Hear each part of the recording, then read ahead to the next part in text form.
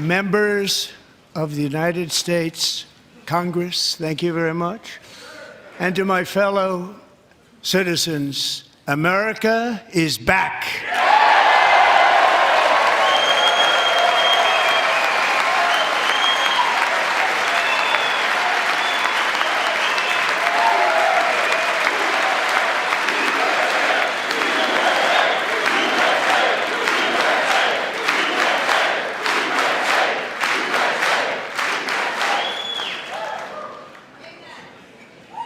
6 weeks ago, I stood beneath the dome of this Capitol and proclaimed the dawn of the golden age of America. From that moment on, it has been nothing but swift and unrelenting action to usher in the greatest and most successful era in the history of our country. We have accomplished more in 43 days than most administrations accomplished in 4 years or 8 years, and we are just getting started.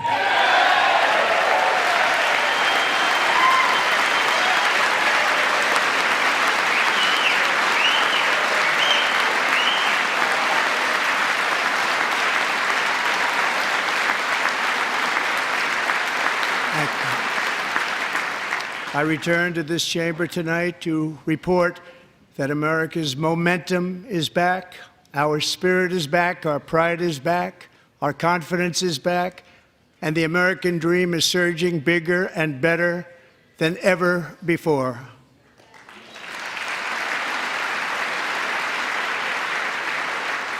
The American dream is unstoppable, and our country is on the verge of a comeback, the likes of which the world has never witnessed and perhaps will never witness again.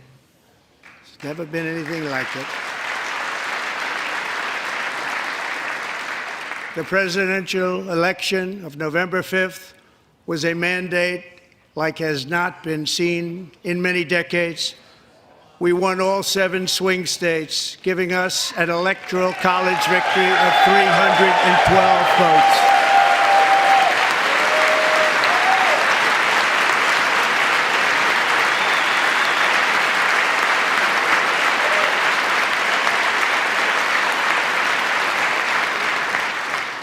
We won the popular vote by big numbers and won counties in our country.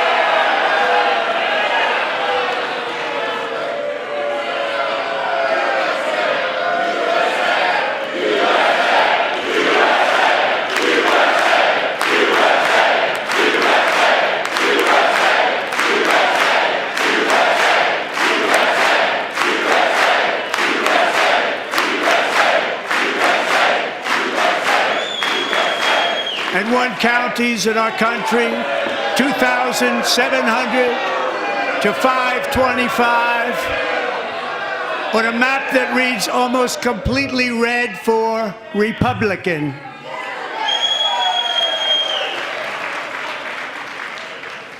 Now, for the first time in modern history, more Americans believe that our country is headed in the right direction than the wrong direction. In fact, it's an astonishing record, 27-point swing, the most ever.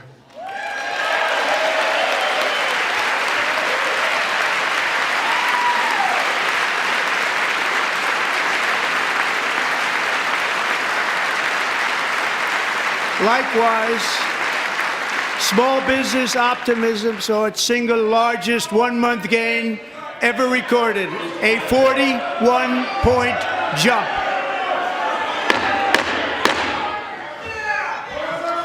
Members are directed to uphold and maintain decorum in the House and to cease any further disruptions. That's your warning.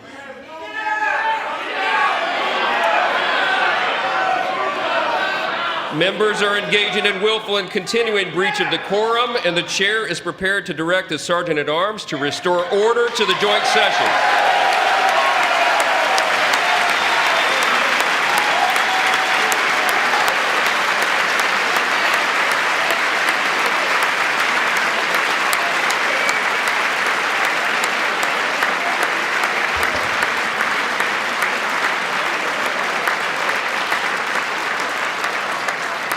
Mr. Green, take your seat.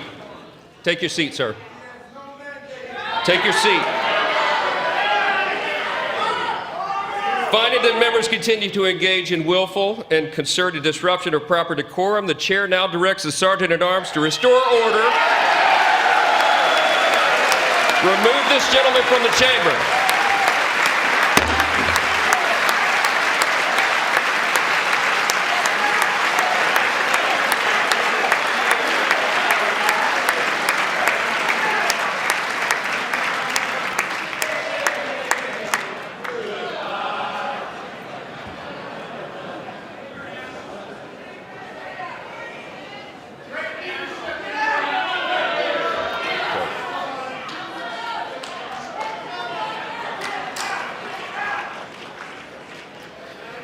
Members are directed to uphold and maintain decorum in the House. Mr. President, you continue. Thank you. Over the past 6 weeks, I have signed nearly 100 executive orders and taken more than 400 executive actions, a record to restore common sense, safety, optimism, and wealth all across our wonderful land. The people elected me to do the job, and I'm doing it.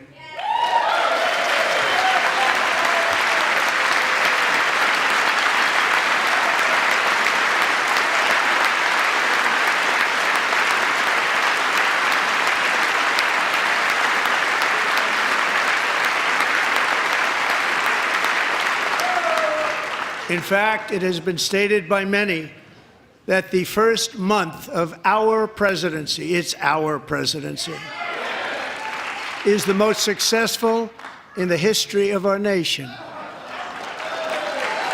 By many.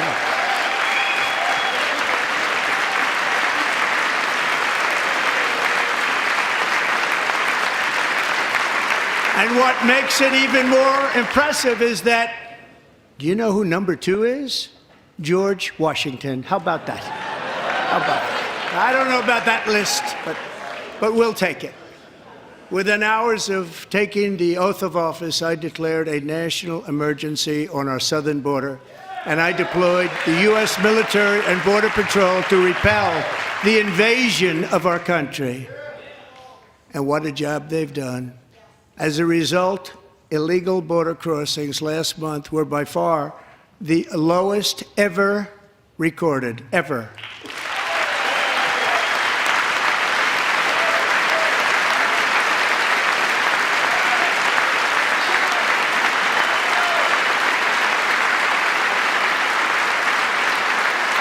They heard my words and they chose not to come. Much easier that way. In comparison, under Joe Biden, the worst president in American history, there were hundreds of thousands of illegal crossings a month, and virtually all of them, including murderers, drug dealers, gang members, and people from mental institutions and insane asylums, were released into our country. Who would want to do that? This is my 5th such speech to Congress. And once again, I look at the Democrats in front of me, and I realize there is absolutely nothing I can say to make them happy or to make them stand or smile or applaud. Nothing I can do. I could find a cure to the most devastating disease, a disease that would wipe out entire nations, or announce the answers to the greatest economy in history, or the stoppage of crime to the lowest levels ever recorded. And these people sitting right here will not clap, will not stand, and certainly will not cheer for these astronomical achievements. They won't do it, no matter what. Five times I've been up here. It's very sad, and it just shouldn't be this way.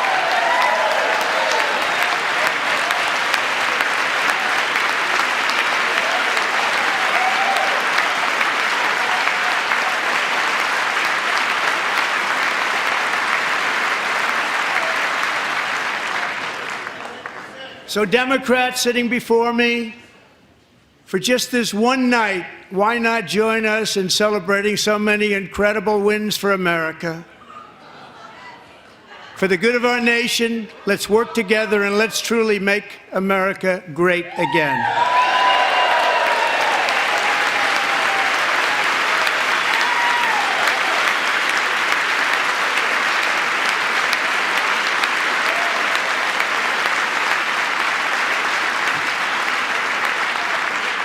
Every day, my administration is fighting to deliver the change America needs to bring a future that America deserves, and we're doing it. This is a time for big dreams and bold action. Upon taking office, I imposed an immediate freeze on all federal hiring, a freeze on all new federal regulations, and a freeze on all foreign aid.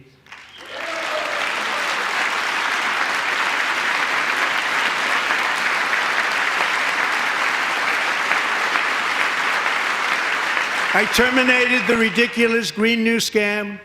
I withdrew from the unfair Paris Climate Accord, which was costing us trillions of dollars that other countries were not paying. I withdrew from the corrupt World Health Organization.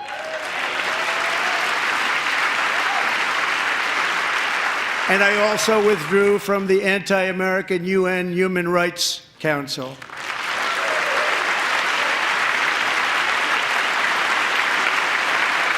We ended all of Biden's environmental restrictions that were making our country far less safe and totally unaffordable.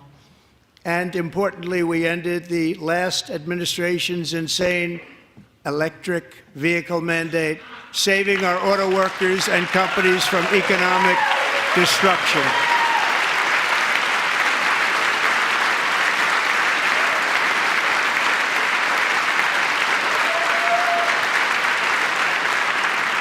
To unshackle our economy, I have directed that for every one new regulation, 10 old regulations must be eliminated, just like I did in my very successful first term.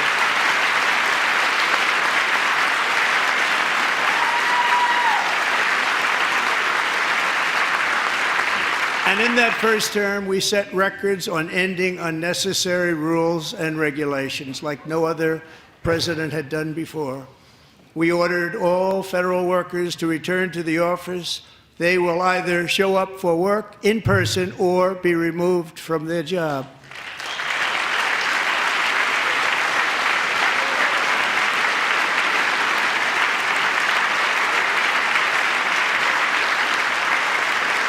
And we've ended weaponized government where, as an example, a sitting president is allowed to viciously prosecute his political opponent, like me. How did that work out? Not too good. Not too good.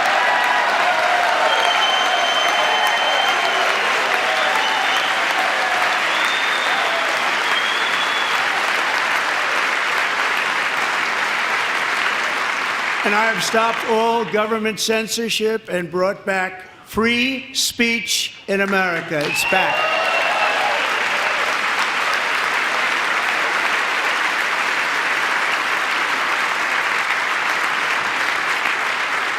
And 2 days ago, I signed an order making English the official language of the United States of America.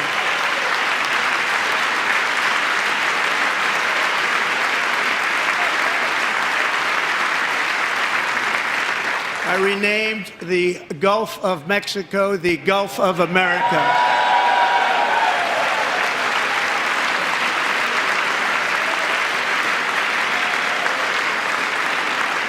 And likewise, I renamed, for a great president, William McKinley, Mount McKinley again. Beautiful Alaska. We love Alaska. We've ended the tyranny of so-called diversity, equity, and inclusion policies all across the entire federal government and indeed the private sector and our military. And our country will be woke no longer.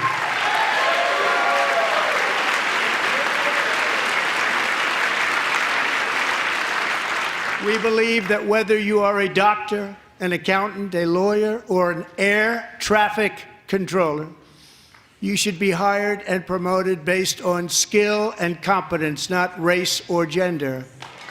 Very important.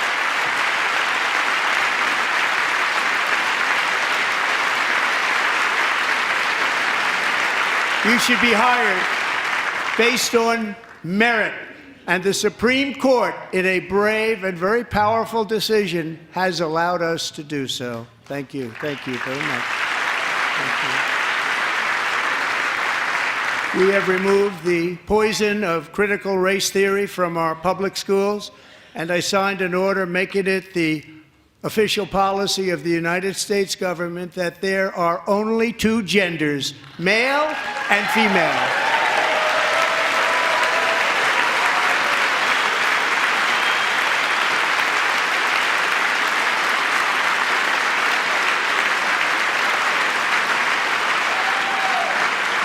I also signed an executive order to ban men from playing in women's sports.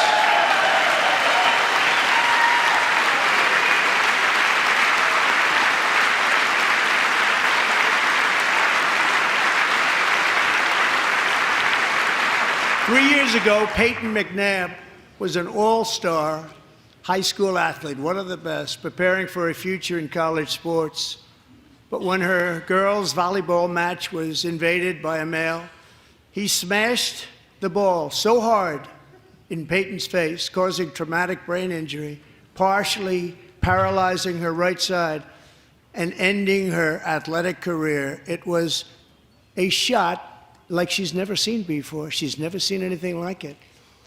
Peyton is here tonight in the gallery, and Peyton, from now on, schools will kick the men off the girls' team, or they will lose all federal funding.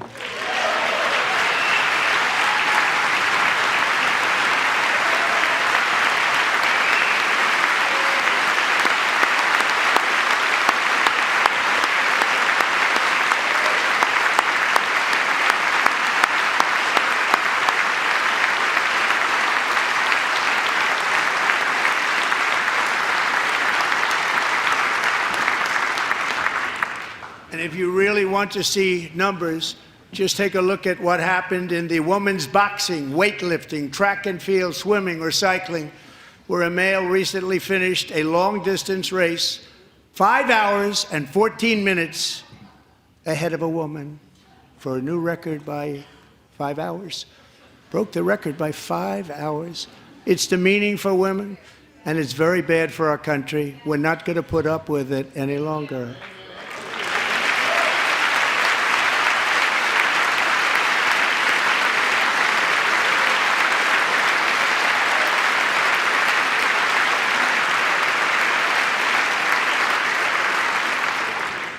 What I have just described is only a small fraction of the common sense revolution that is now, because of us, sweeping the entire world.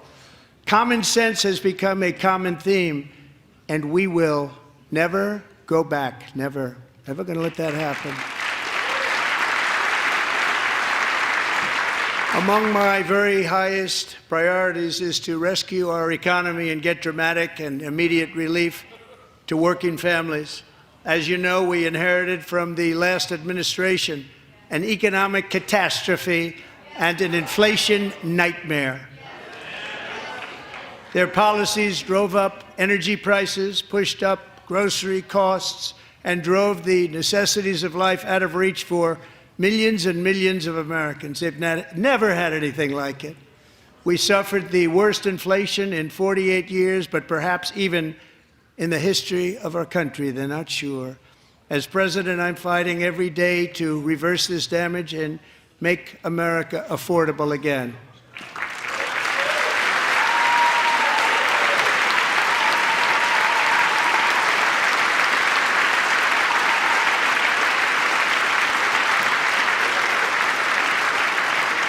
Joe Biden especially let the price of eggs get out of control. The egg price is out of control, and we're working hard to get it back down. Secretary, do a good job on that. You inherited a total mess from the previous administration. Do a good job.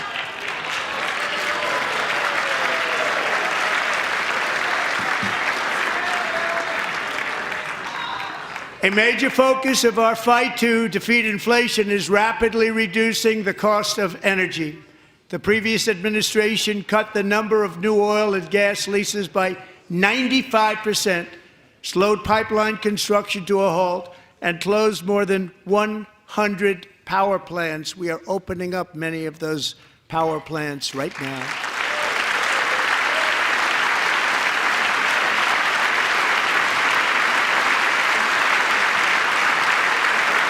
And frankly, we have never seen anything like it. That's why on my first day in office, I declared a national energy emergency. As you've heard me say many times, we have more liquid gold under our feet than any nation on earth, and by far. And now I fully authorize the most talented team ever assembled to go and get it. It's called Drill, Baby, Drill.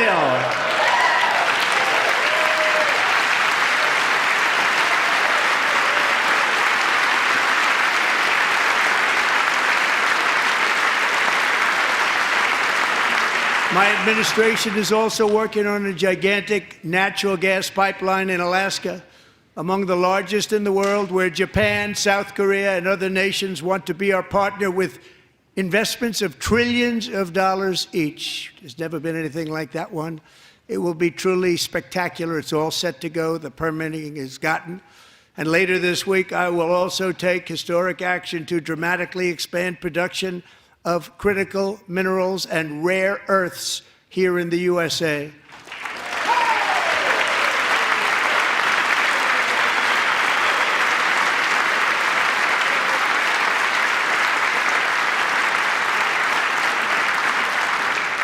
To further combat inflation, we will not only be reducing the cost of energy, but will be ending the flagrant waste of taxpayer dollars.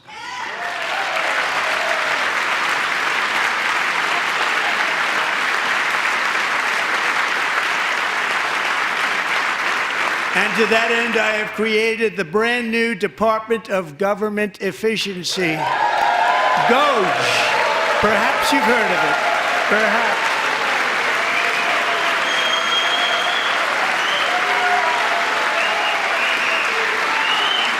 Which is headed by Elon Musk, who is in the gallery tonight.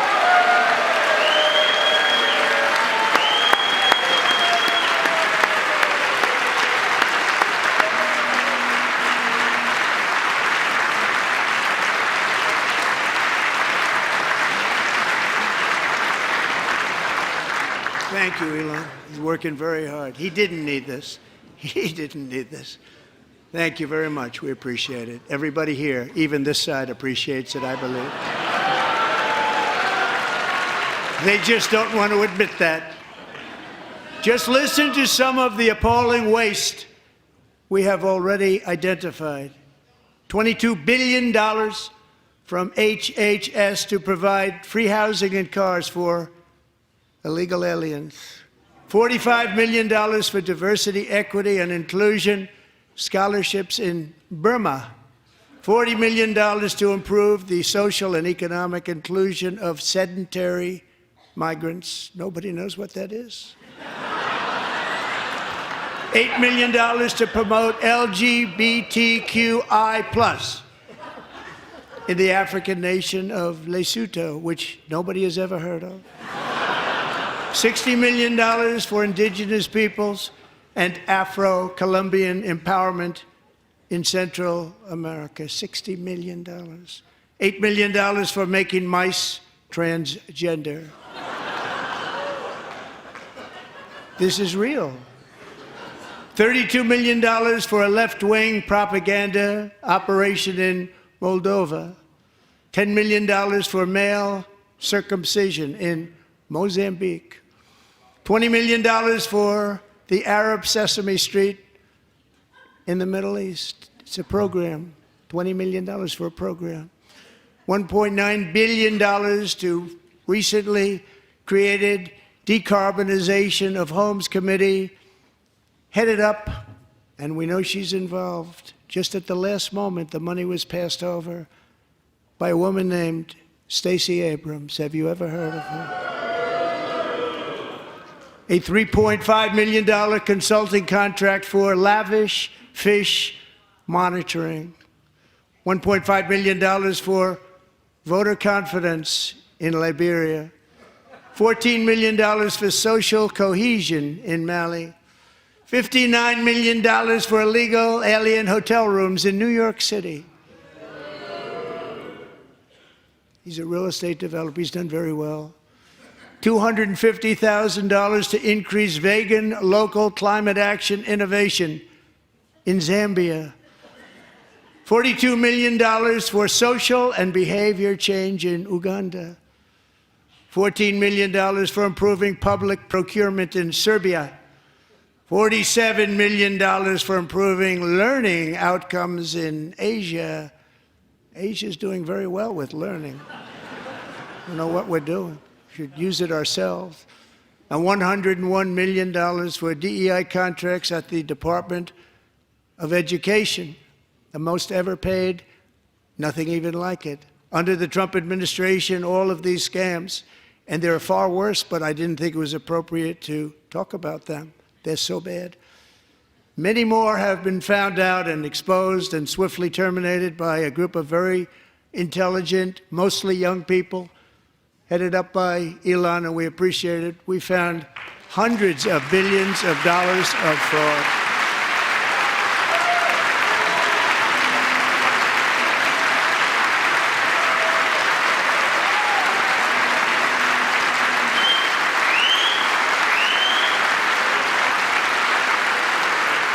And we've taken back the money and reduced our debt to fight inflation and other things. Taken back a lot of that money. We got it just in time. This is just the beginning.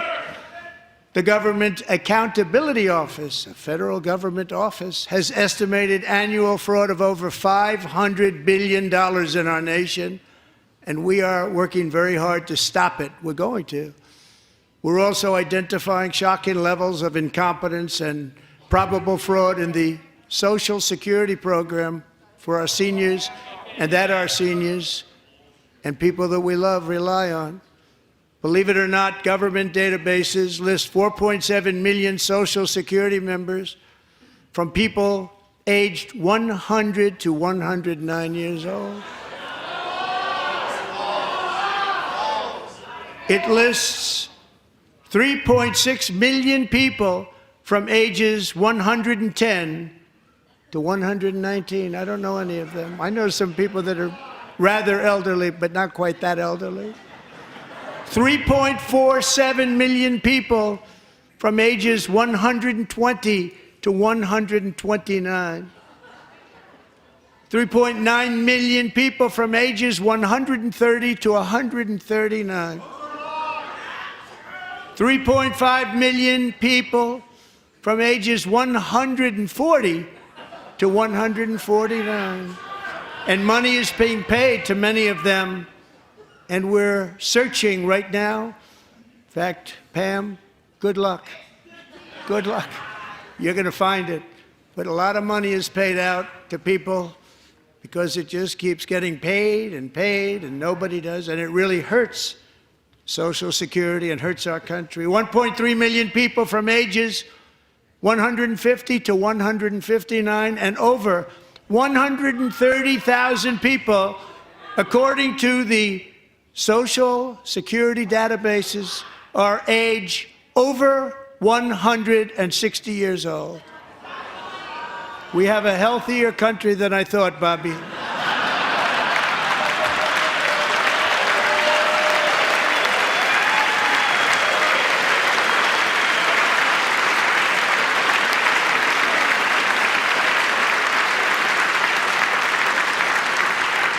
Including, to finish, 1,039 people between the ages of 220 and 229 one person between the age of 240 and 249, and one person is listed at 360 years of age. More than 100 years older than our country. But we're going to find out where that money's going, and it's not going to be pretty. By slashing all of the fraud, waste, and theft we can find, we will defeat inflation, bring down mortgage rates, lower car payments and grocery prices, protect our seniors, and put more money in the pockets of American families.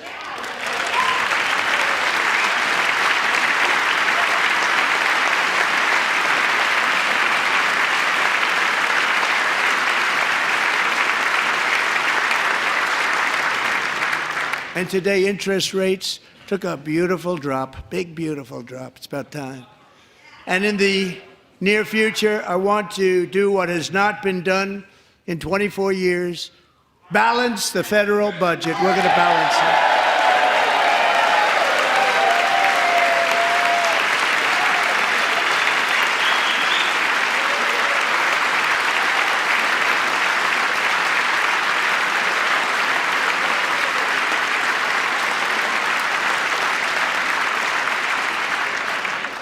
With that goal in mind, we have developed in great detail what we are calling the Gold Card, which goes on sale very, very soon.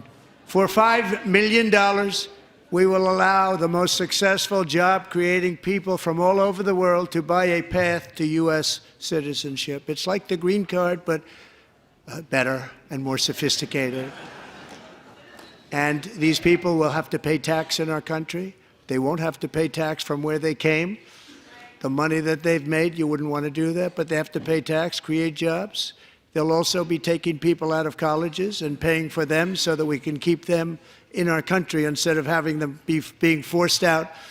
Number one, at the top school, as an example, being forced out and not being allowed to stay and create tremendous numbers of jobs and great success for a company out there. So while we take out the criminals, killers, traffickers, and child predators who are allowed to enter our country under the open border policy of these people, the Democrats, the Biden administration, the open border insane policies that you've allowed to destroy our country, we will now bring in brilliant, hardworking, job-creating people. They're going to pay a lot of money, and we're going to reduce our debt with that money.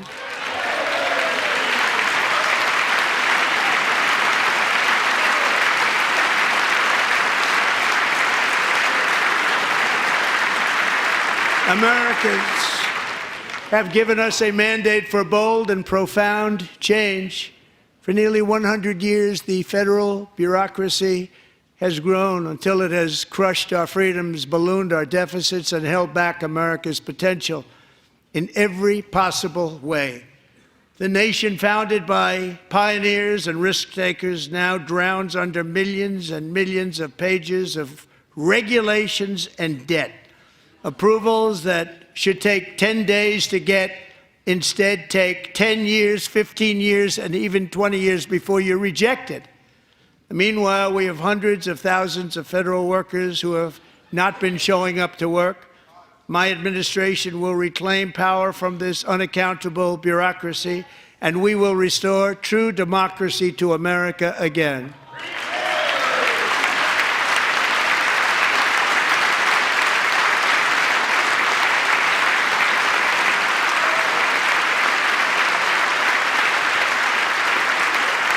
And any federal bureaucrat who resists this change will be removed from office immediately. Because we are draining the swamp. It's very simple. And the days of rule by unelected bureaucrats are over.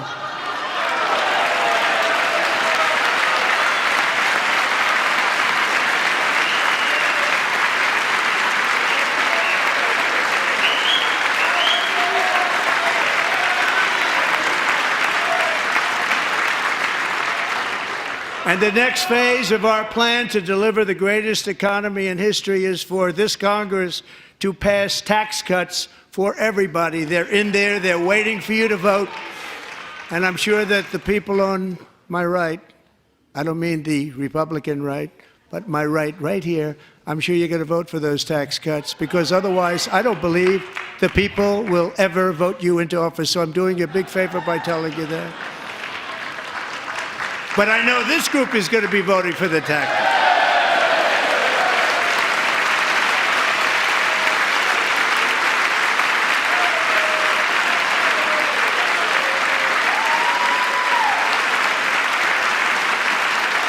Thank you.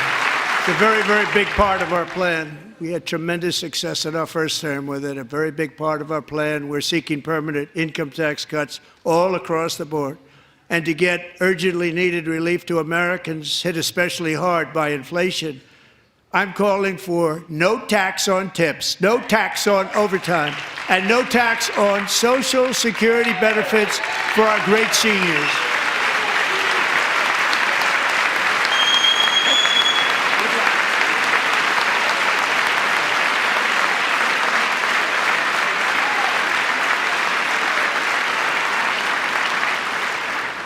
And I also want to make interest payments on car loans tax deductible, but only if the car is made in America.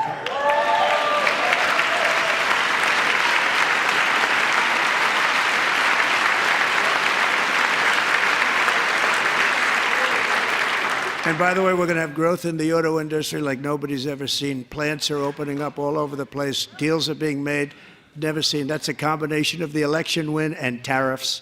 It's a beautiful word, isn't it? That, along with our other policies, will allow our auto industry to absolutely boom. It's going to boom. Spoke to the majors today, all three, the top people, and they're so excited. In fact, already numerous car companies have announced that they will be building massive automobile plants in America, with Honda just announcing a new plant in Indiana, one of the largest anywhere in the world.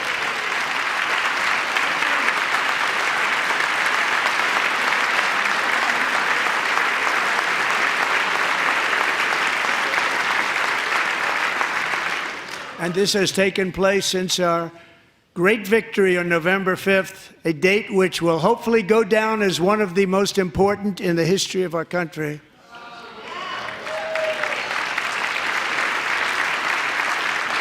In addition, as part of our tax cuts, we want to cut taxes on domestic production and all manufacturing. And just as we did before, we will provide 100% expensing. It will be retroactive to January 20th, 2025. And it was one of the main reasons why our tax cuts were so successful in our first term, giving us the most successful economy in the history of our country. First term. We had a great first term.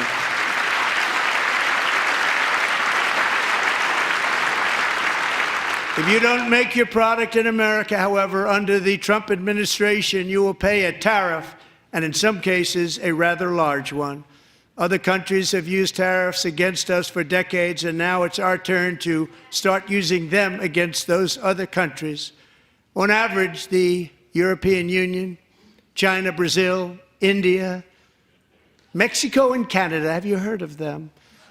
And countless other nations charge us tremendously higher tariffs than we charge them. It's very unfair. India charges us auto tariffs higher than 100%. China's average tariff on our products is twice what we charge them. And South Korea's average tariff is 4 times higher. Think of that, 4 times higher. And we give so much help militarily and in so many other ways to South Korea, but that's what happens. This is happening by friend and foe. This system is not fair to the United States and never was, and so on April 2nd, I wanted to make it April 1st, but I didn't want to be accused of April Fool's Day. That's not, just one day was cost us a lot of money. But we're going to do it in April. I'm a very superstitious person. April 2nd, reciprocal tariffs kick in. And whatever they tariff us, other countries, we will tariff them. That's reciprocal, back and forth. Whatever they tax us, we will tax them. If they do non-monetary tariffs to keep us out of their market, then we will do non-monetary barriers to keep them out of our market. There's a lot of that, too. They don't even allow us in their market. We will take in trillions and trillions of dollars and create jobs like we have never seen before. I did it with China, and I did it with others, and the Biden administration couldn't do anything about it because there was so much money they couldn't do anything about it. We have been ripped off for decades by nearly every country on earth, and we will not let that happen any longer.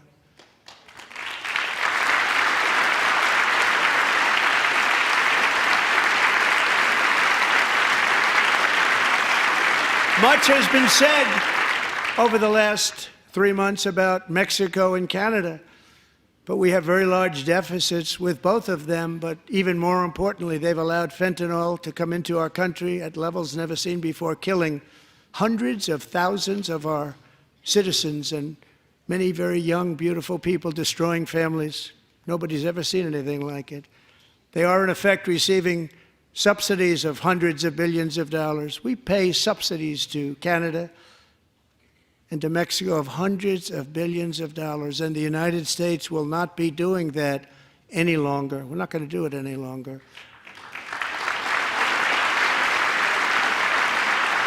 Thanks to our America First policies we're putting into place, we have had $1.7 trillion of new investment in America in just the past few weeks. The combination of the election and our economic policies that people of SoftBank, one of the most brilliant anywhere in the world, announced a $200 billion investment. OpenAI and Oracle, Larry Ellison, announced $500 billion investment, which they wouldn't have done if Kamala had won. Apple announced $500 billion investment. Tim Cook called me. He said, I cannot spend it fast enough. It's going to be much higher than that, I believe. They'll be building their plants here instead of in China. And just yesterday, Taiwan Semiconductor, the biggest in the world, most powerful in the world, has a tremendous amount, 97% of the market, announced a $165 billion investment to build the most powerful chips on earth right here in the USA.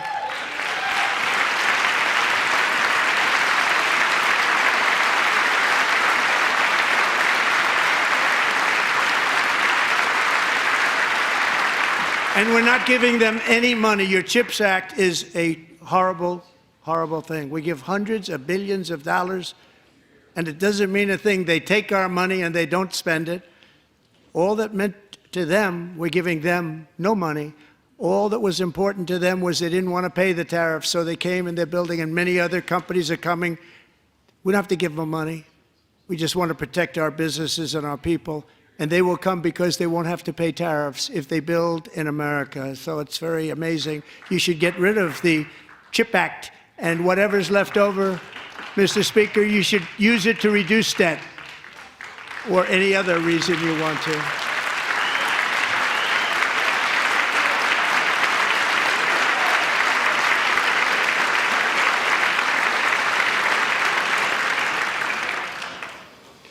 Our new trade policy will also be great for the American farmer. I love the farmer, who will now be selling into our home market, the USA, because nobody is going to be able to compete with you.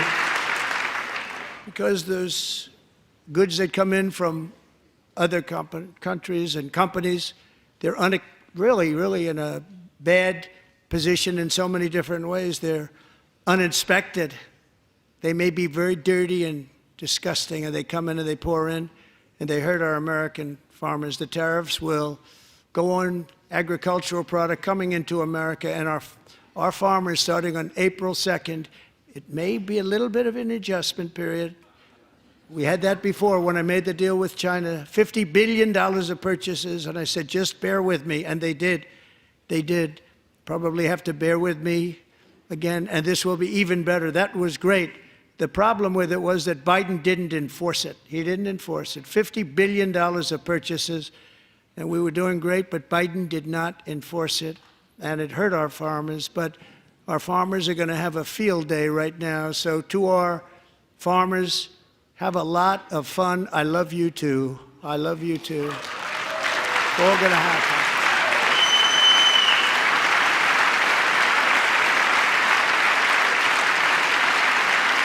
And I have also imposed a 25% tariff on foreign aluminum, copper, lumber, and steel, because if we don't have, as an example, steel and lots of other things, we don't have a military, and frankly, we just won't have a country very long. Here today is a proud American steelworker, fantastic person from Decatur, Alabama, Jeff Denard. Has been working at the same steel plant for 27 years in a job that has allowed him to serve as the captain of his local volunteer fire department, raise 7 children with his beautiful wife, Nicole, and over the years provide a loving home for more than 40 foster children. So great, Jeff.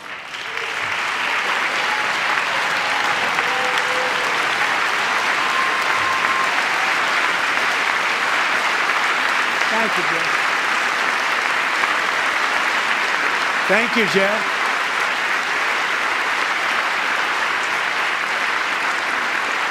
Stories like Jeff's remind us that tariffs are not just about protecting American jobs. They're about protecting the soul of our country. Tariffs are about making America rich again and making America great again, and it's happening, and it will happen rather quickly. There'll be a little disturbance, but we're okay with that. It won't be much. No, you're not. Oh. And look where Biden took us. Very low, the lowest we've ever been. Jeff, I want to thank you very much. And I also want to recognize another person who has devoted herself to foster care community. She works so hard on it. A very loving person, our magnificent First Lady of the United States.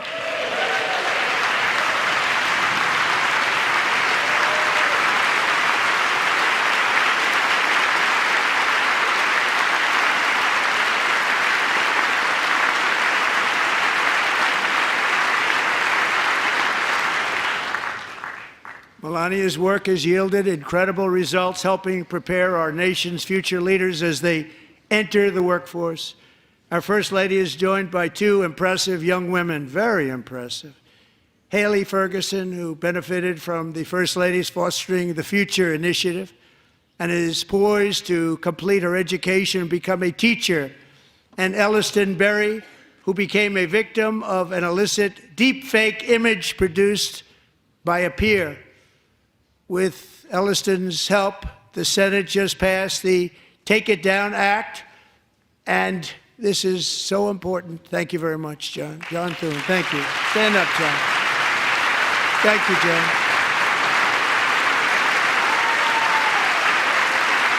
Thank you all very much.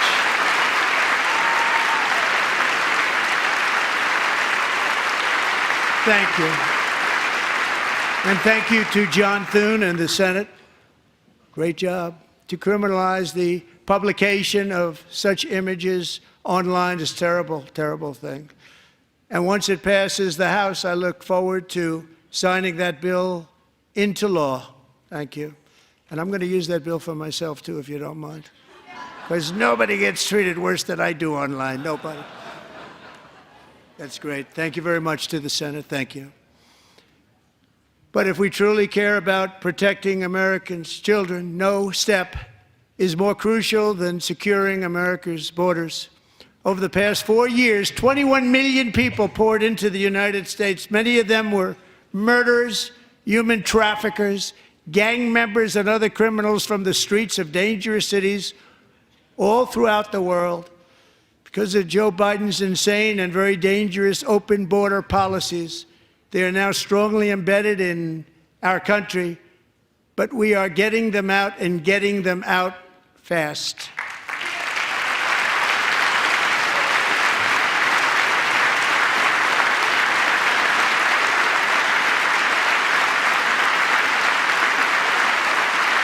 And I want to thank Tom Homan and Christy. I want to thank you and Paul of Border Patrol. I want to thank you. What a job they've all done, everybody. Border Patrol, ICE, law enforcement in general is incredible. We have to take care of our law enforcement. Have to.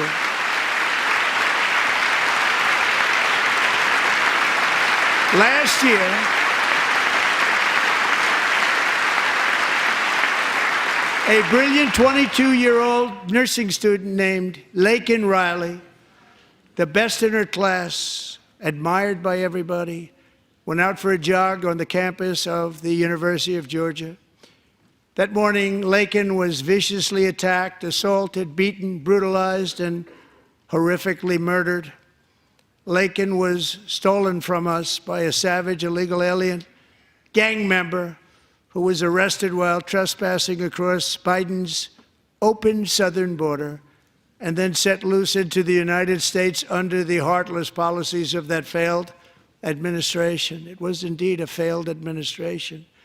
He had then been arrested and released in a Democrat-run sanctuary city, a disaster, before ending the life of this beautiful young angel. With us this evening are Laken's beloved mother, Allison, and her sister, Lauren.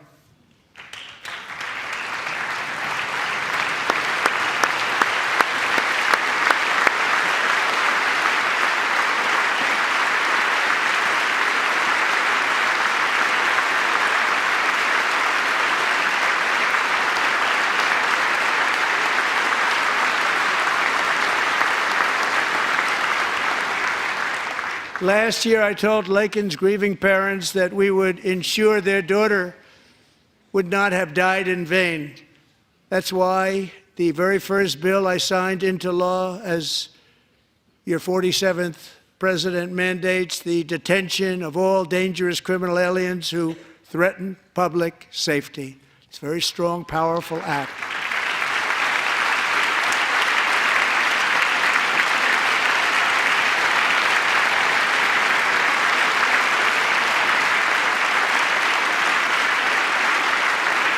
It's called the Laken Riley Act. So Allison and Lauren, America will never, ever forget our beautiful Laken Hope Riley.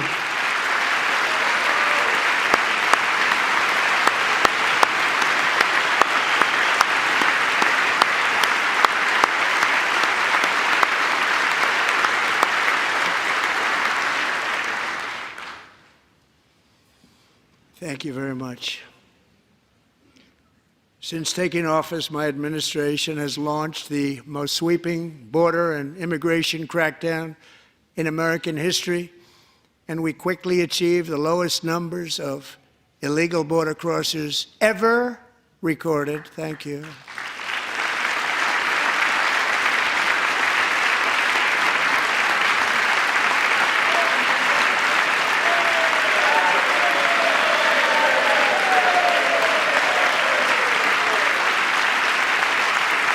The media and our friends in the Democrat Party kept saying we needed new legislation, we must have legislation to secure the border. But it turned out that all we really needed was a new president.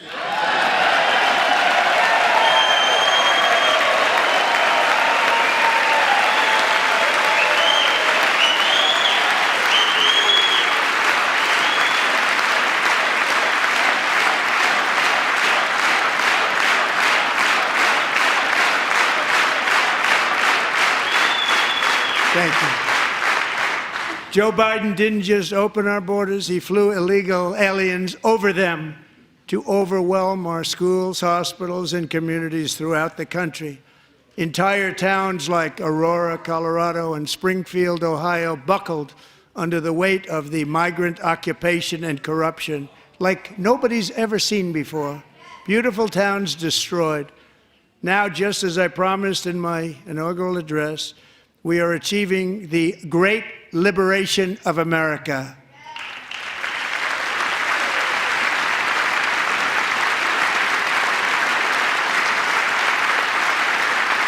But there still is much work to be done. Here tonight is a woman I have gotten to know Alexis Nungari from Houston. Wonderful woman. Last June, Alexis's 12-year-old daughter, her precious Jocelyn, walked to a nearby convenience store. She was kidnapped, tied up, assaulted for 2 hours under a bridge, and horrifically murdered.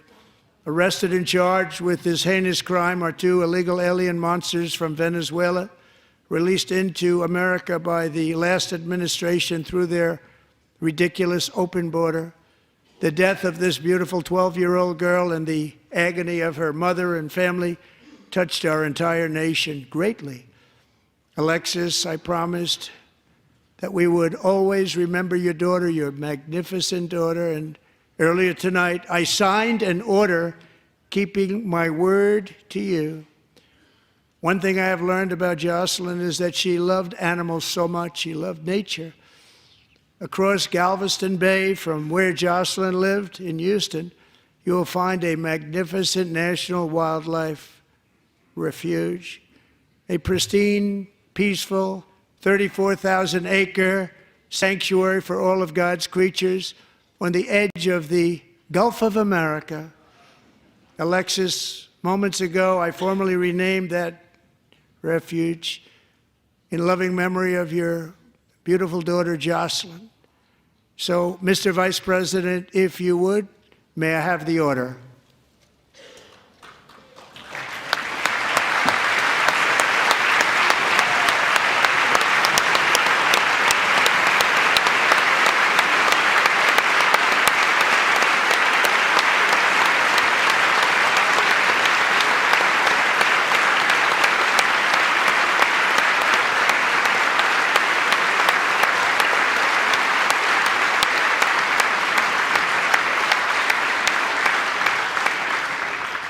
Thank you very much. All three savages charged with Jocelyn and Lakin's murders were members of the Venezuelan prison gang, the toughest gang, they say, in the world, known as Tren de Aragua. 2 weeks ago, I officially designated this gang, along with MS-13 and the bloodthirsty Mexican drug cartels, as foreign terrorist organizations.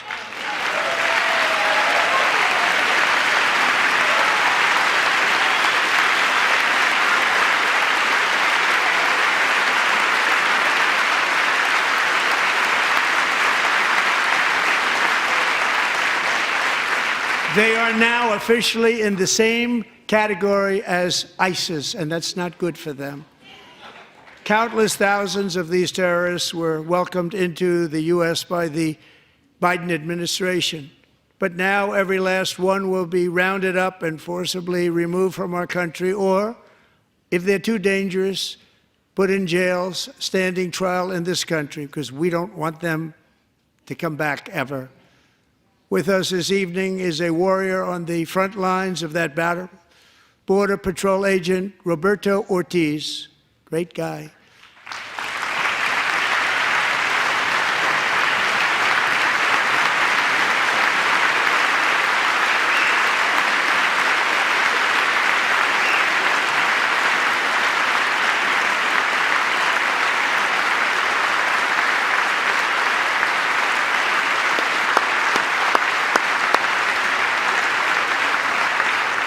In January, Roberto and another agent were patrolling by the Rio Grande near an area known as Cartel Island. Doesn't sound too nice to me. When heavily armed gunmen started shooting at them, Roberto saw that his partner was totally exposed, at great danger, and he leapt into action, returning fire and providing crucial seconds for his fellow agent to seek safety, just barely. I have some of the prints of that event, and it was not good. Agent Ortiz, we salute you for your great courage and for your line of fire that you took and for the bravery that you showed. We honor you, and we will always honor you. Thank you, Roberto, very much.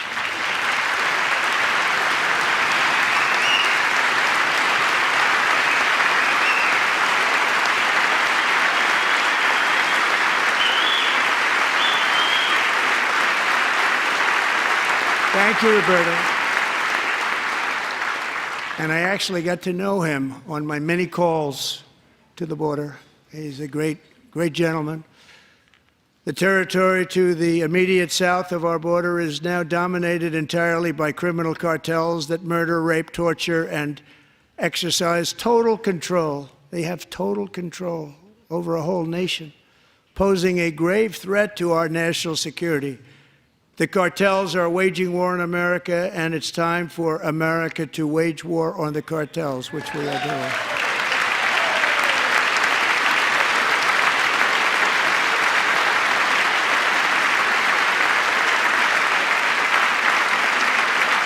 Five nights ago, Mexican authorities, because of our tariff policies being imposed on them, think of this, handed over to us 29 of the biggest cartel leaders in their country. That has never happened before. They want to make us happy. First time ever. But we need Mexico and Canada to do much more than they've done, and they have to stop the fentanyl and drugs pouring into the USA. They're going to stop it. I have sent Congress a detailed funding request laying out exactly how we will eliminate these threats to protect our homeland and complete the largest deportation operation in American history, larger even than current record holder, President Dwight D. Eisenhower, a moderate man, but someone who believed very strongly in borders. Americans expect Congress to send me this funding without delay so I can sign it into law. So, Mr. Speaker, John Thune, both of you, I hope you're going to be able to do that, Mr. Speaker. Thank you. Mr. Leader, thank you. Thank you very much. And let's get it to me. I'll sign it so fast, you won't even believe it.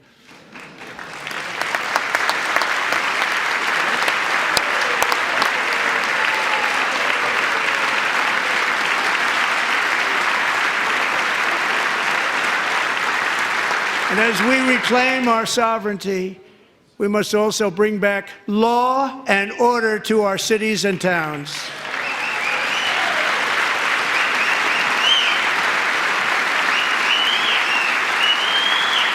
In recent years, our justice system has been turned upside down by radical left lunatics.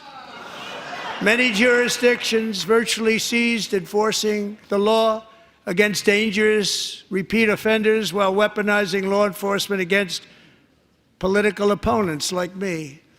My administration has acted swiftly and decisively to restore fair, equal, and impartial justice under the constitutional rule of law, starting at the FBI and the DOJ. Pam, good luck. Cash, wherever you may be, good luck. Good luck. Pam Bondi. Good luck. So important. Going to do a great job. Cash, thank you. Thank you, Cash.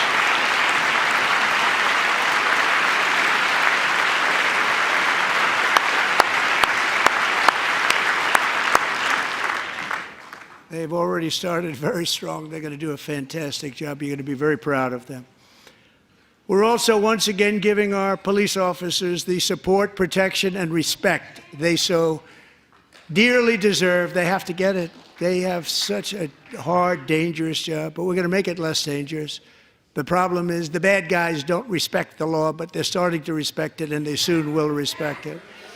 This also includes our great fire departments throughout the country. Our firemen and women are unbelievable people, and we'll never forget them. And besides that, they voted for me in record numbers, so I have no choice.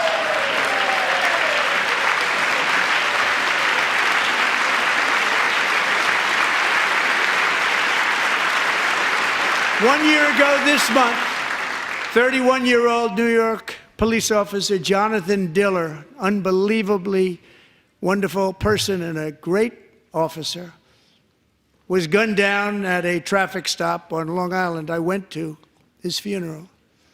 The vicious criminal charged with his murder had 21 prior arrests, and they were rough arrests, too. He was a real bad one. The thug in the seat next to him had 14 prior arrests, and went by the name of Killer. He was Killer. He killed other people, they say, a lot of them. I attended Officer Diller's service, and when I met his wife and one-year-old son, Ryan, it was very inspirational, actually. His widow's name is Stephanie, and she is here tonight. Stephanie, thank you very much, Stephanie. Thank you very much.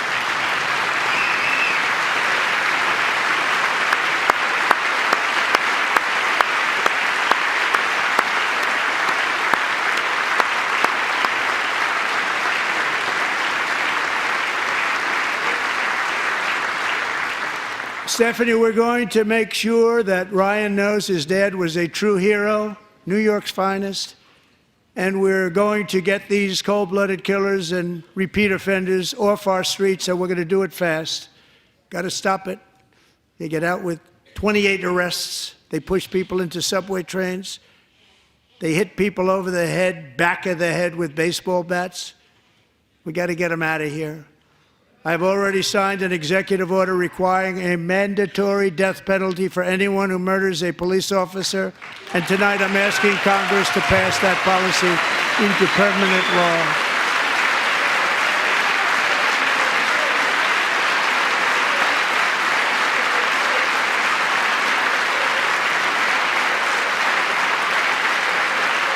I'm also asking for a new crime bill getting tough on repeat offenders while enhancing protections for America's police officers so they can do their jobs without fear of their lives being totally destroyed. They don't want to be killed. We're not going to let them be killed. Joining us in the gallery tonight is a young man who truly loves our police. His name is DJ Daniel. He is 13 years old, and he has always dreamed of becoming a police officer.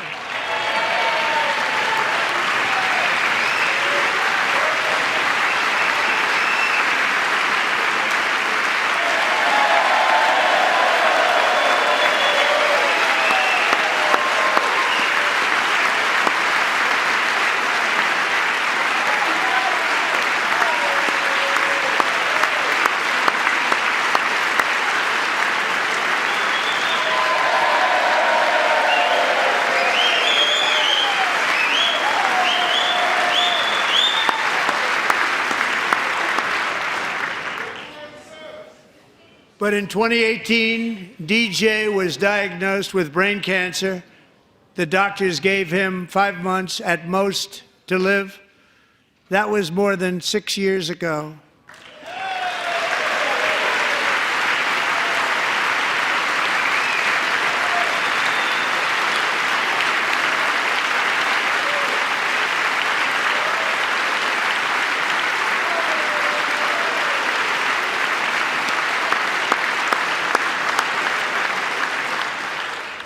Since that time, DJ and his dad have been on a quest to make his dream come true, and DJ has been sworn in as an honorary law enforcement officer, actually a number of times. The police love him, the police departments love him. And tonight, DJ, we're going to do you the biggest honor of them all. I am asking our new Secret Service Director, Sean Curran, to officially make you an agent of the United States Secret Service.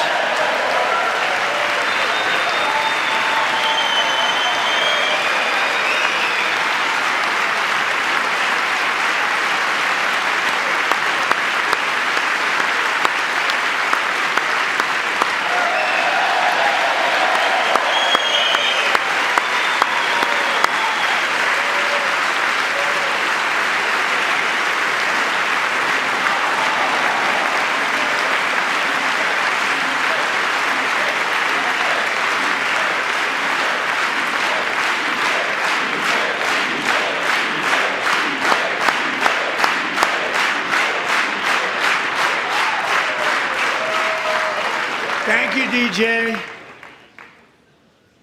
DJ's doctors believe his cancer likely came from a chemical he was exposed to when he was younger.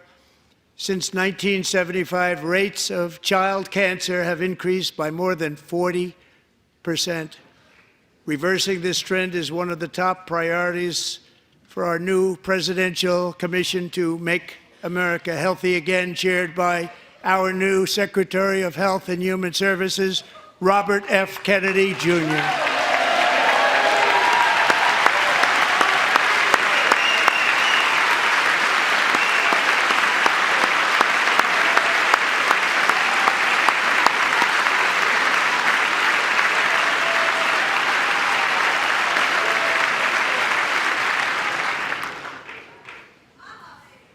With the name Kennedy, you would have thought everybody over here would have been cheering.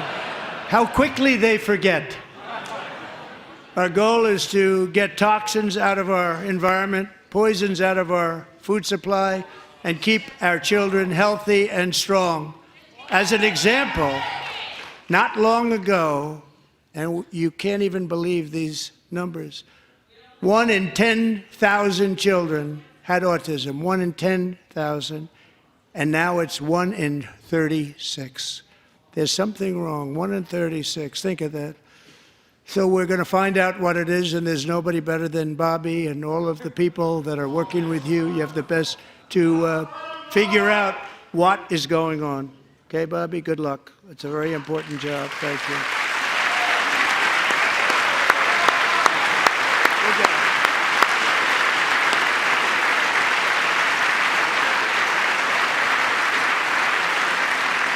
Thank you. My administration is also working to protect our children from toxic ideologies in our schools. A few years ago, January Littlejohn and her husband discovered that their daughter's school had secretly socially transitioned their 13-year-old little girl. Teachers and administrators conspired to deceive January and her husband while encouraging her daughter to use a new name and pronouns. They, them pronoun, actually, all without telling January, who is here tonight and is now a courageous advocate against this form of child abuse. January, thank you.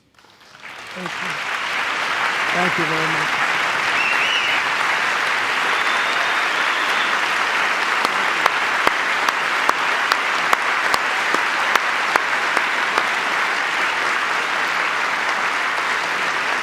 Thank you. Stories like this are why, shortly after taking office, I signed an executive order banning public schools from indoctrinating our children with transgender ideology.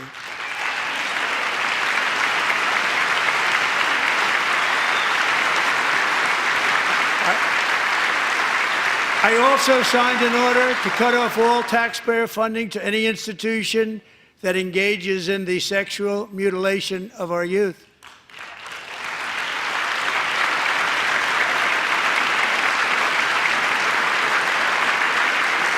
And now I want Congress to pass a bill permanently banning and criminalizing sex changes on children and forever ending the lie that any child is trapped in the wrong body.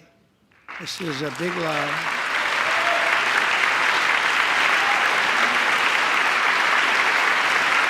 And our message to every child in America is that you are perfect exactly the way God made you.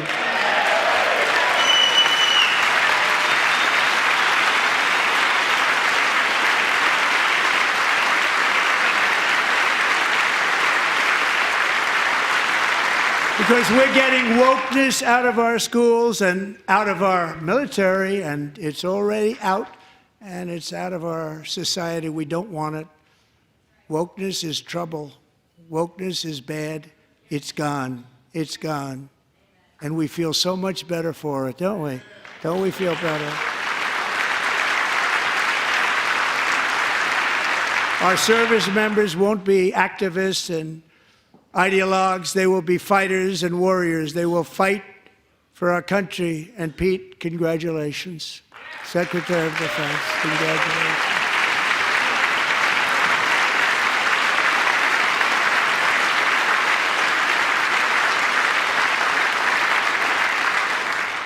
And he's not big into the woke movement, I can tell you. I know him well. I am pleased to report that in January, the U.S. Army had its single best recruiting month in 15 years, and that all armed services are having among the best recruiting results ever in the history of our services. What a difference.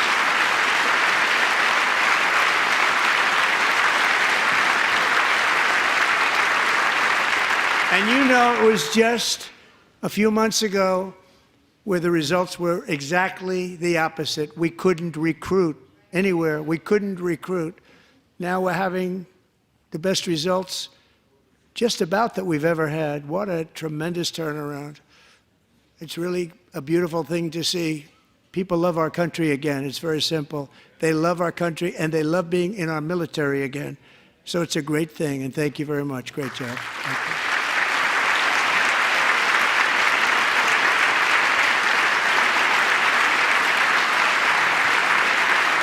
We're joined tonight by a young man, Jason Hartley, who knows the weight of that call of duty. Jason's father, grandfather, and great-grandfather all wore the uniform. Jason tragically lost his dad, who was also a Los Angeles County Sheriff's deputy when he was just a boy, and now he wants to carry on the family legacy of service. Jason is a senior in high school, a six-letter varsity athlete, a really good athlete, they say, a brilliant student with a 4.46, that's good, GPA. And his greatest dream is to attend the U.S. Military Academy at West Point.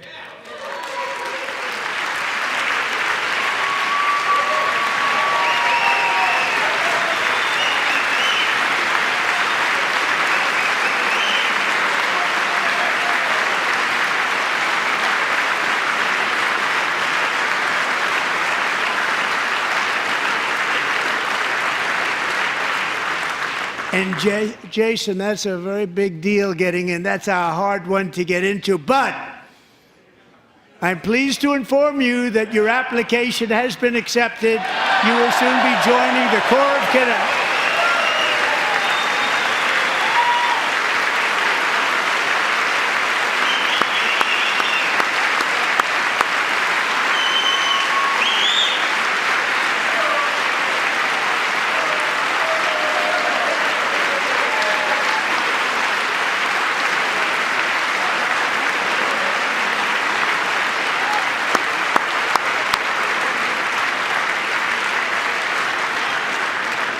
Thank you. Jason, you're going to be on the long gray line, Jason. As Commander-in-Chief, my focus is on building the most powerful military of the future. As a first step, I'm asking Congress to fund a state-of-the-art Golden Dome missile defense shield to protect our homeland, all made in the USA.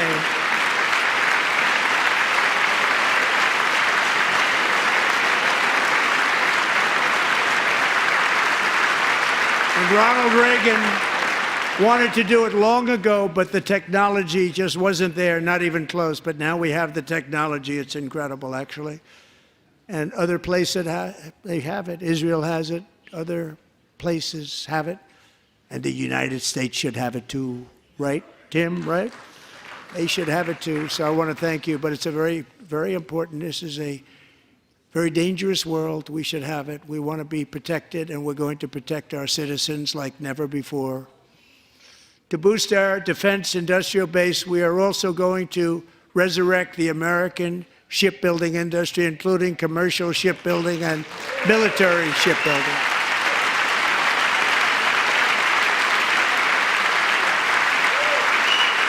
And for that purpose, I am announcing tonight that we will create a new Office of Shipbuilding in the White House and offer special tax incentives to bring this industry home to America where it belongs. We used to make so many ships.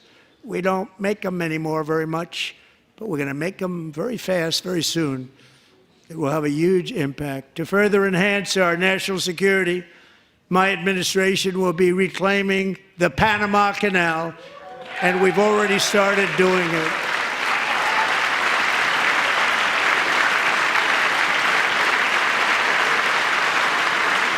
Just today, a large American company announced they are buying both ports around the Panama Canal and lots of other things having to do with the Panama Canal and a couple of other canals.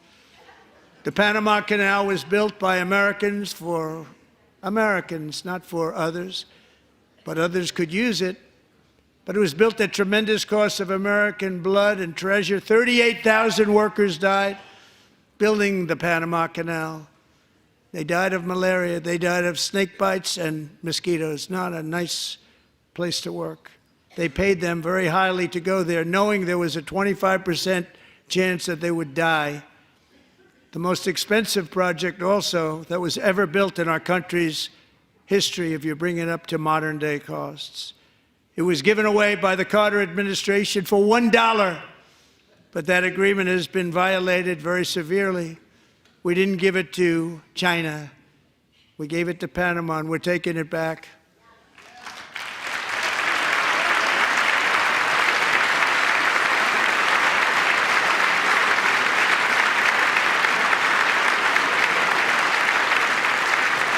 And we have Marco Rubio in charge. Good luck, Marco. Now, we know who to blame if anything goes wrong. Marco's been amazing, and he's going to do a great job. Think of it, he got 100 votes. You know, he was approved with actually 99, but the 100th was this gentleman, and I feel very certain. So let's assume he got 100 votes, and I'm either very, very happy about that or I'm very concerned about it.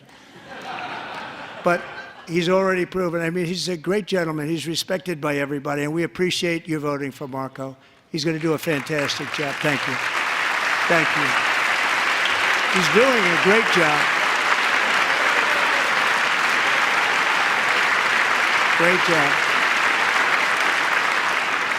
And I also have a message tonight for the incredible people of Greenland. We strongly support your right to determine your own future.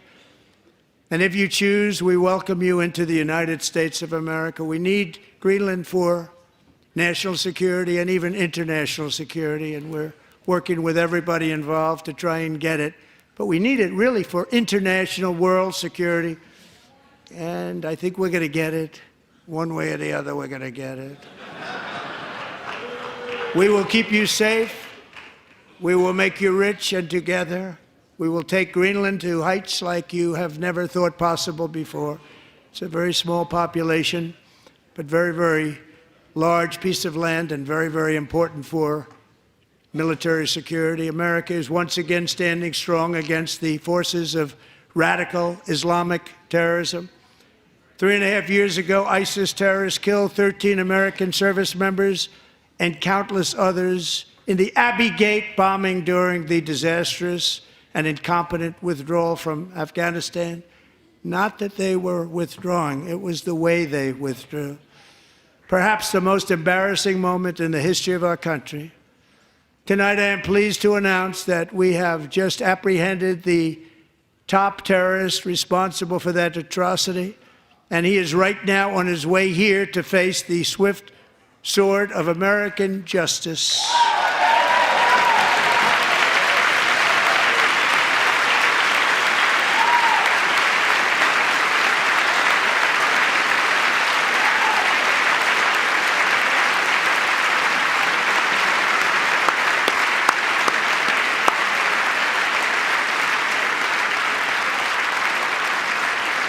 And I want to thank especially the government of Pakistan for helping arrest this monster.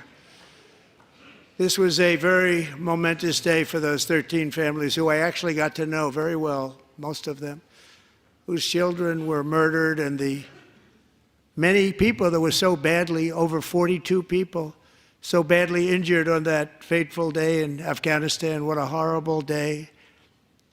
Such incompetence was shown that when Putin saw what happened, I guess he said, wow, maybe this is my chance. That's how bad it was. Should have never happened. Grossly incompetent people. I spoke to many of the parents and loved ones, and they're all in our hearts tonight. Just spoke to them on the phone. We had a big call. Every one of them called, and everybody was on the line, and they did nothing but cry with happiness. They were very happy, as happy as you can be under those circumstances. Their child, brother, sister, son, daughter was killed for no reason whatsoever. In the Middle East, we're bringing back our hostages from Gaza. In my first term, we achieved one of the most groundbreaking peace agreements in generations, the Abraham Accords.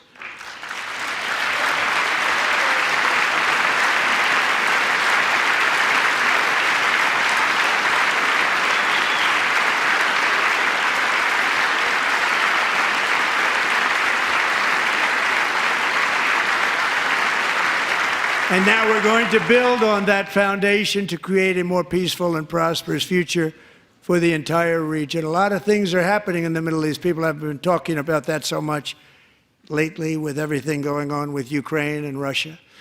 But a lot of things are happening in the Middle East. It's a rough neighborhood, actually. I'm also working tirelessly to end the savage conflict in Ukraine. Millions of Ukrainians and Russians have been needlessly killed or wounded in this horrific and brutal conflict with no end in sight. The United States has sent hundreds of billions of dollars to support Ukraine's defense with no security, with no anything.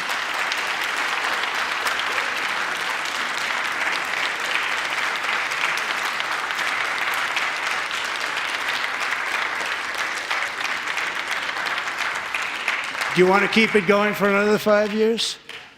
Yeah, you would say Pocahontas says yes.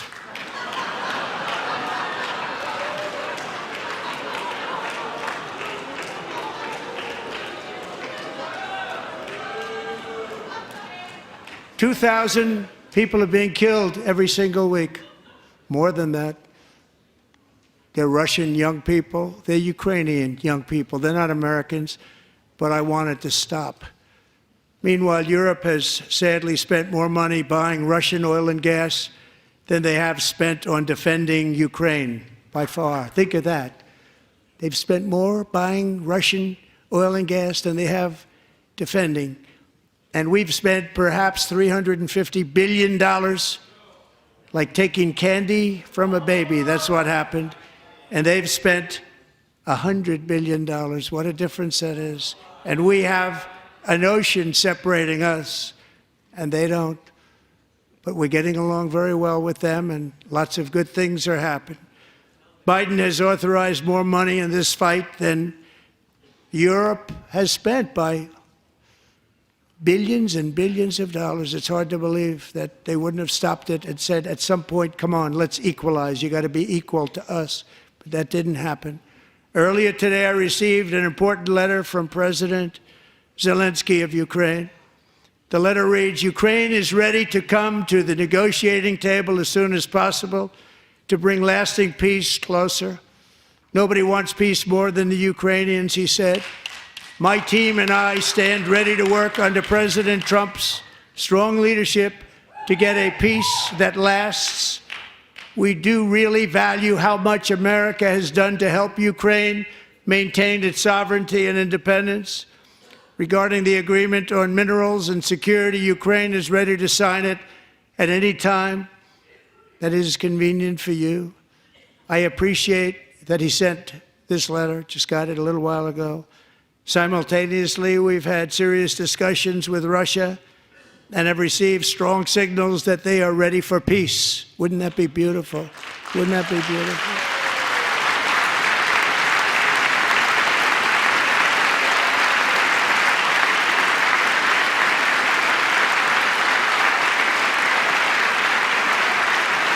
Wouldn't that be beautiful?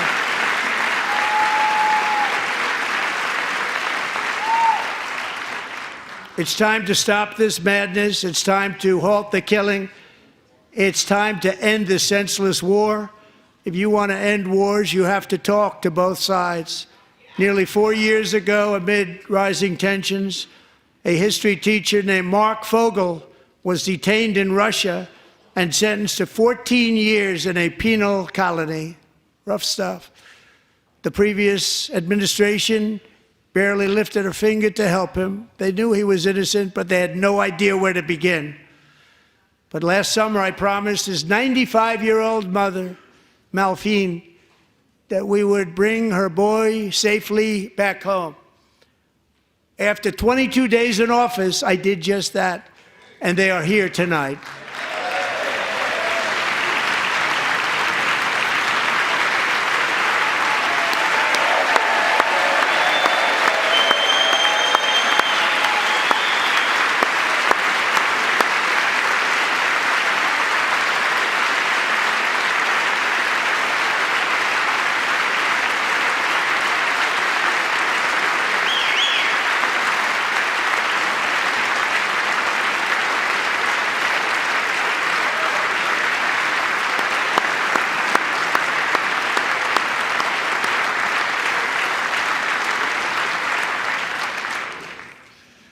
To Mark and his great mom, we are delighted to have you safe and sound and with us.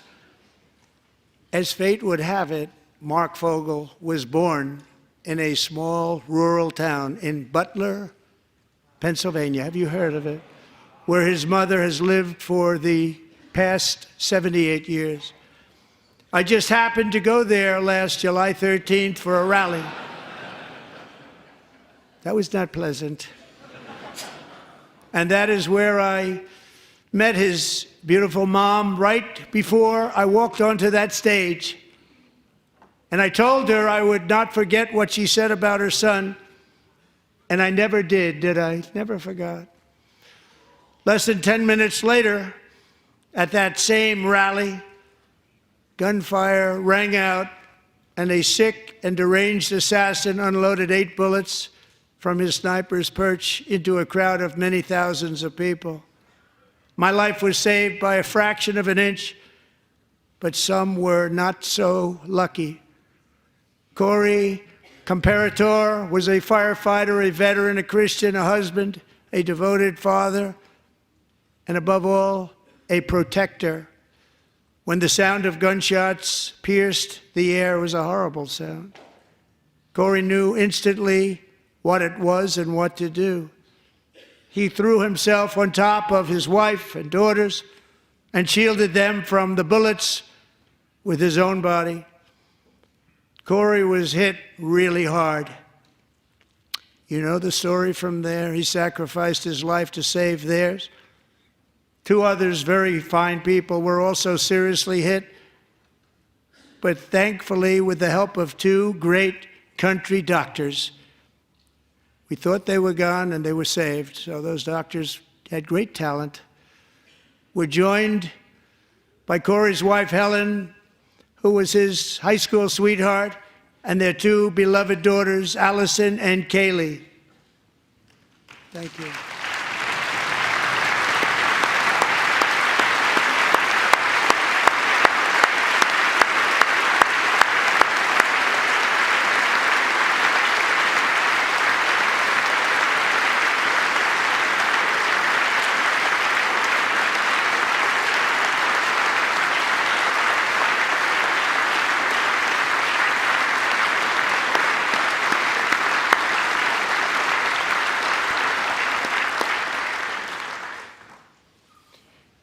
To Helen, Allison, and Kaylee, Corey is looking down on his 3 beautiful ladies right now, and he is cheering you on. He loves you. He is cheering you on. Corey was taken from us much too soon, but his destiny was to leave us all with a shining example of the selfless devotion of a true American patriot. It was love like Corey's that built our country, and it's love like Corey's that is going to make our country more majestic than ever before. I believe that my life was saved that day in Butler for a very good reason. I was saved by God to make America great again. I believe that. Thank you. Thank you.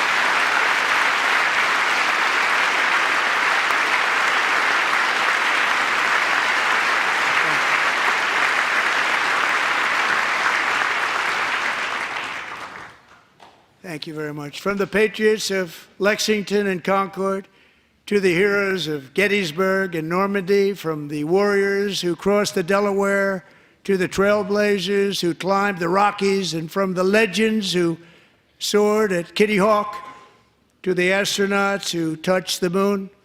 Americans have always been the people who defied all odds, transcended all dangers, made the most extraordinary sacrifices, and did whatever it took to defend our children, our country, and our freedom.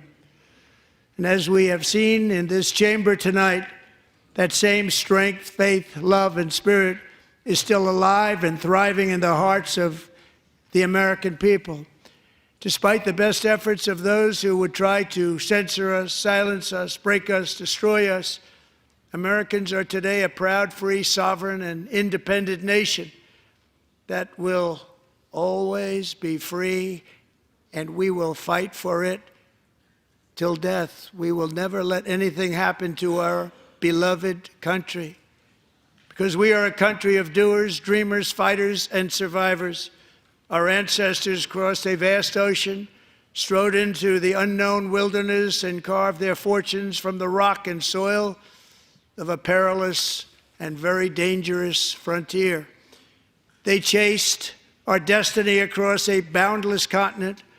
They built the railroads, laid the highways, and graced the world with American marvels like the Empire State Building, the mighty Hoover Dam, and the towering Golden Gate Bridge. They lit the world with electricity, broke free of the force of gravity, fired up the engines of American industry, vanquished the communists, fascists, and Marxists all over the world, and gave us countless modern wonders sculptured out of iron, glass, and steel. We stand on the shoulders of these pioneers who won and built the modern age, these workers who poured their sweat into the skylines of our cities, these warriors who shed their blood on fields of battle and gave everything they had for our rights and for our freedom. Now it is our time to take up the righteous cause of American liberty. And it is our turn to take America's destiny into our own hands and begin the most thrilling days in the history of our country. This will be our greatest era. With God's help, over the next 4 years, we are going to lead this nation even higher, and we are going to forge the freest, most advanced, most dynamic, and most dominant civilization ever to exist on the face of this earth. We are going to create the highest quality of life, build the safest and wealthiest and healthiest and most vital communities anywhere in the world. We are going to conquer the vast frontiers of science, and we are going to lead humanity into space and plant the American flag on the planet Mars and even far beyond.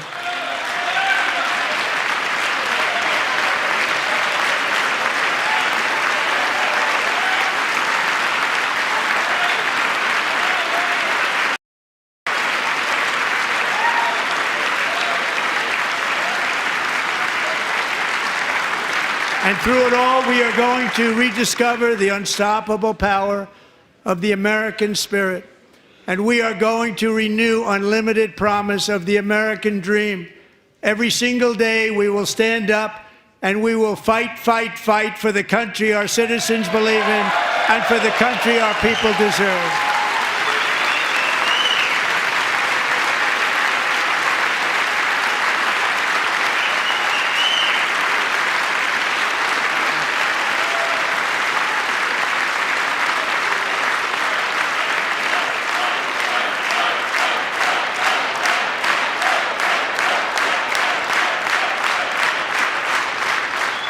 My fellow Americans, get ready for an incredible future, because the golden age of America has only just begun.